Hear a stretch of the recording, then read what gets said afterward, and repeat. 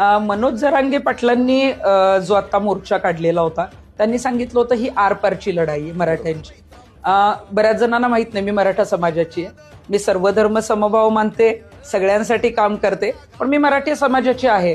यावेळी जेव्हा गोरगरीब मराठ्यांसाठी आरपारची लढाई होती त्यावेळेला एक निस्वार्थी नेतृत्व मनोज जरांगे पाटील काम करतायत आणि ह्या निस्वार्थी नेतृत्वाच्या मागे आपल्यासारख्या एखाद्या महिलेने जर उभं राहिलं तर निश्चितच त्या लढ्याला चांगलं पाठबळ मिळेल.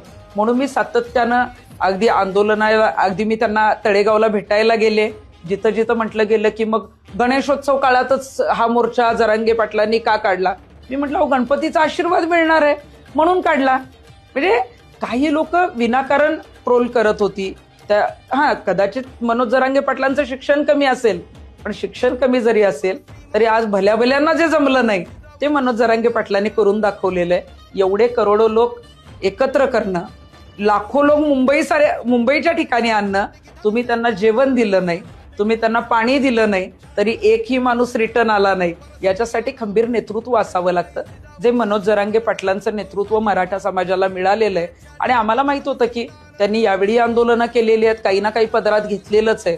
त्यामुळे निश्चितच यावेळी आरपारच्या लढाईमध्ये निश्चितच काही ना काही घेऊन जातील. आणि आपण बघितलं असेल की अगदी हैदराबाद गॅझेटियर असेल आणि सातारा गॅझेट असेल, अनेक कुणबी प्रमाणपत्र आता मिळू शकतात. आणि आमचं म्हणणं आहे की जो गरीब मराठा समाज आहे, मी मराठवाड्यात बघितलेला आहे, मराठवाड्यातला गरीब मराठा हा आत्महत्या करून किंवा अनेकांची घरं जी आहेत ती उद्ध्वस्त झालेली आहेत. अगदी थोड्या थोड्या मार्कांवरून ओपन मध्ये असल्यामुळं बऱ्याच लोकांच्या सीट तिथं लागलेल्या नाहीयेत आणि मग शेती करण्याशिवाय पर्याय नसतो. मराठवाड्यात पाणी कमी आहे, तिकडे आपण बघितलं असेल की आपल्यासारखा काही बागायती क्षेत्र जास्त नाहीये, त्यामुळे तिथं काय कापूस पिकतो, तिथं जे आहे ते सोयाबीन पिकतं, तिथं डाळी पिकतात.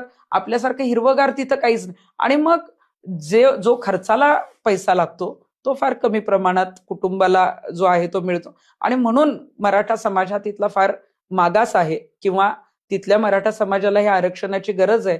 आणि म्हणूनच महाराष्ट्रातले सगळेच मराठे त्यासाठी पेटून उठलेले होते. आणि मला वाटलं की मी या लढ्याला पाठबळ द्यावं, शेवटपर्यंत देणार.